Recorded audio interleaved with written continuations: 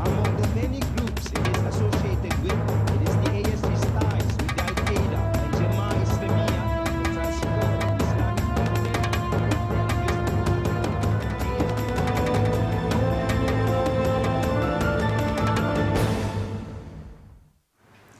10 warga negara Indonesia kini menjadi sandera kelompok milisi pimpinan Abu Sayyaf di Filipina.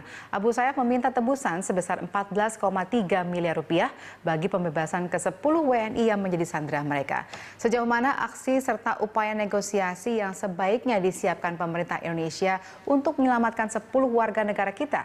Untuk membahasnya telah hadir bersama kami di studio pengamat politik internasional yang juga guru besar ilmu hubungan internasional dari Universitas Pelita Harapan, Alexius Jemadu. Selamat malam Pak Alexius Jemadu. Ya, dan juga telah terhubung bersama kami melalui sambungan telepon anggota Komisi 1 DPR RI Zainuddin Amali. Selamat malam Pak Zainuddin. Selamat malam Mbak Valerina. Baik, Pak Zainuddin dan juga Pak Alex, sebelum kita melanjutkan dialog kita pada malam hari ini, kami akan menyampaikan informasi terlebih dahulu. 10 WNI di kapal tugboat Brahma 12 yang tengah mengarungi perjalanan dari Banjarmasin menuju Sulu, Filipina, diserang kelompok Abu Sayyaf. 10 awak kapal kemudian dipindahkan ke kapal para penyerang dan diduga dibawa ke Pulau Basilan, Filipina. Aktivitas awak kapal Brahma sebelum disandera didokumentasikan Kapten Kapal Peter Townsend Barahma melalui akun Facebooknya. Tampak ABK kapal itu beraktivitas membersihkan kapal hingga mengangkut sejumlah barang. Terdapat juga foto awak kapal yang tengah menikmati suasana. Ada satu pose mereka beraksi saat difoto di atas kapal. Sang Kapten Kapal juga sempat mengunggah foto dirinya di anjungan kapal. Kepala BIN Sutioso sudah mengkonfirmasi mengenai penyanderaan ABK ini. Pihak KBRI Manila dan Kemenlu tengah mengupayakan penyelamatan 10 WNI tersebut.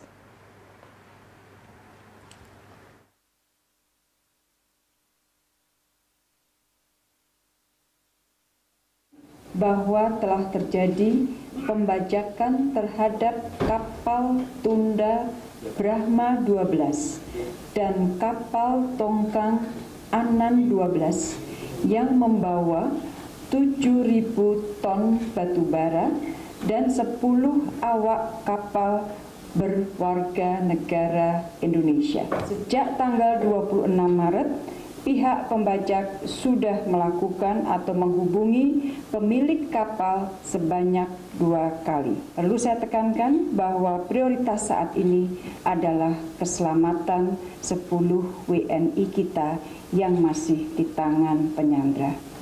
Kita akan terus bekerja dengan keras dan berkoordinasi untuk menyelamatkan 10 warga negara Indonesia tersebut. Baik, untuk saat ini kita akan berbincang dengan Pak Zainuddin terlebih dahulu. Pak Zainuddin, menurut Anda sebaiknya seperti apa langkah yang harus diambil oleh pemerintah dalam rangka menyelamatkan 10 WNI kita di Filipina? Ya, saya kira keselamatan para sandera tetap kita ikat. Itu yang menjadi utama buat kita. Tetapi kedaulatan kita sebagai bangsa juga tidak boleh menjadi pertaruhan karena penyanderaan ini. Jadi kita tetap tegas, tetapi tetap mengutamakan keselamatan dari para sandera itu. Saya kira kita sudah punya pengalaman untuk membebaskan para sandera pada beberapa waktu yang lalu, yang kita masih ingat yang terjadi di perairan di Teluk sana, bahwa akhirnya pasukan TNI kita bisa membebaskan sandera dengan cara mereka. Saya mempercayai dan meyakini bahwa kemampuan TNI kita atau kepolisian kita untuk membebaskan sandera itu bisa dilakukan.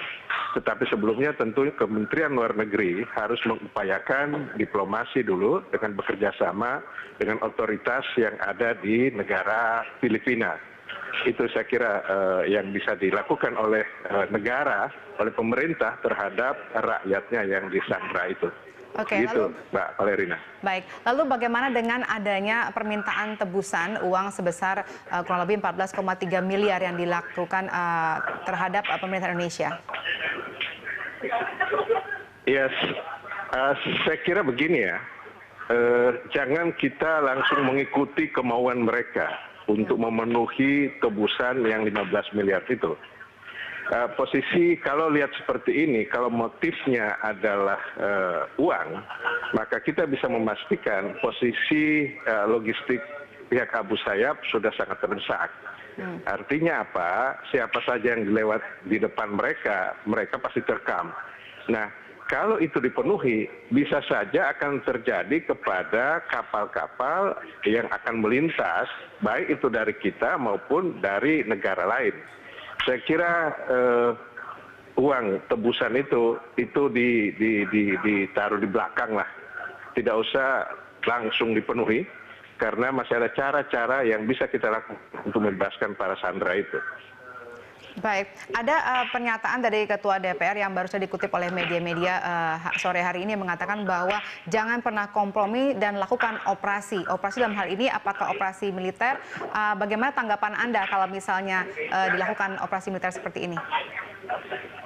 Ya, saya kira TNI kita sudah berpengalaman ya melakukan operasi itu, dan itu sesuatu hal yang wajar untuk kedaulatan negara kita.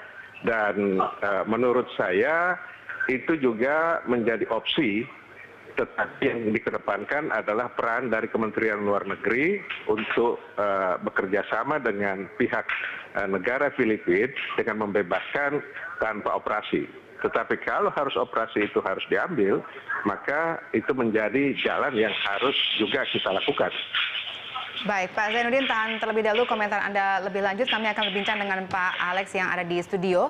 Baik, Pak Alex, sebagai pengamat, Anda menilainya sebenarnya opsi apa yang paling utama harusnya diambil pemerintah? Apakah diplomasi, apa kemudian bisa juga langsung melakukan operasi misalnya? Ya, saya pikir di sini kita berhadapan dengan situasi yang sangat kompleks ya, karena ini berada di negara orang. Situasi di lapangan kita tidak tahu persis seperti apa, ya kan? Karena itu saya pikir yang pertama, sebelum kita memilih opsi itu, kita pastikan dulu kerjasama kita dengan pemerintah Filipina, ya kan? Karena pemerintah Filipina pasti juga mempunyai kebijakan standar menghadapi penculikan seperti ini. Karena itu kita harus tetap bekerja sama dengan pemerintah Filipina sebelum kita menentukan opsi apa yang harus kita ambil. Dan pemerintah Filipina punya kebijakan standar, mereka tidak akan kompromi dengan kelompok teroris Abu Sayyaf seperti ini. Nah, apakah kita juga akan ikut seperti itu? Saya pikir kita harus punya komunikasi yang intensif ya dengan Filipina, militer Filipina juga termasuk di dalamnya. Lalu kita mengatur supaya dari dalam negeri itu kalau bisa satu pintu aja ya, yang berhubungan dengan pihak luar. Karena terlalu banyak nanti koordinasinya menjadi sulit. Karena itu pemerintah segera mengambil satu keputusan, satu pintu aja untuk entah negosiasi atau langkah apapun yang diambil. Satu pintu ini di mana menurut Anda yang harus dilakukan? Ya, ini kan sekarang ada BIN, ada Kemlu, mungkin juga ada TNI, ya kan, ada kepolisian. Semua itu kan masing-masing punya perspektif terhadap masalah ini kan. Karena itu segera diambil, mungkin dalam hal ini Menko Polhukam ya, harus menentukan satu yang berhubungan dengan pihak luar, apapun keputusan yang akan diambil oleh Indonesia untuk menghadapi masalah ini. Dengan catatan tadi, prioritas kita adalah tetap menyelamatkan nyawa dari 10 orang WNI tersebut. Ya. Gitu kan? Ya, ini kan kita berpacu dengan waktu karena mereka kemudian meminta tebusan uang miliaran itu. Nah, kalau menurut Anda, kalau misalnya ada kemudian mengatakan, misal ataupun menyarankan lebih cepat mungkin menyelamatkan mereka dengan memenuhi tuntutan tebusan itu, bagaimana? Ya. Kita tidak bisa serta-merta memenuhi tuntutan dari kelompok teroris ini ya. Karena itu kita perlu betul-betul mengetahui posisi di lapangan, siapa kelompok yang menculik ini, ada di daerah mana, itu harus dipelajari betul secara cermat, dan pemerintah dalam hal ini harus bertindak cepat ya. Ini kan berpacu dengan waktu ya kan. Sehingga kita bisa merespon masalah ini secara akurat dan tidak menimbulkan blunder ya, yang nanti bisa mencelakakan keamanan kita. Karena ini kan jangka panjang juga. Sekali Anda memberi angin kepada kelompok seperti ini, mereka akan manfaatkan untuk menculik yang lain juga. Oke, seberapa besar sih sebenarnya kelompok Abu Sayyaf ini sehingga kita harus menentukan opsi mana yang harus diambil? Sebetulnya kelompok Abu Sayyaf ini sudah banyak melakukan penculikan terhadap warga negara asing ya. Kita tidak tahu persis seberapa kekuatannya, tetapi kita juga tidak bisa meremehkan kekuatan mereka. Kekuatan mereka adalah mereka menguasai wilayah itu. Ini kan wilayah konflik kan, wilayah konflik yang pasti mereka sudah memiliki pengetahuan tentang pemetaan situasi di situ sehingga dengan mudah bisa menculik orang anytime ya. Setiap saat kalau mereka ada kesempatan untuk mereka akan lakukan itu, ya kan? Karena itu saya pikir pemerintah sebetulnya hal seperti ini tidak mesti terjadi kalau kita belajar dari pengalaman sebelumnya bahwa juga ada penyelundupan senjata sebetulnya dari Filipina Selatan ini kan.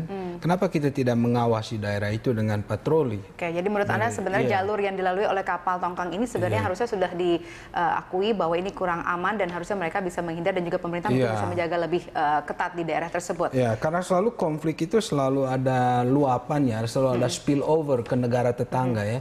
Dan ini yang harus kita antisipasi supaya tidak terjadi penyelundupan senjata atau penculikan seperti ini. Kita belajar ini dari pengalaman seperti ini. Oke, baik, saya ke Pak Zainuddin kembali.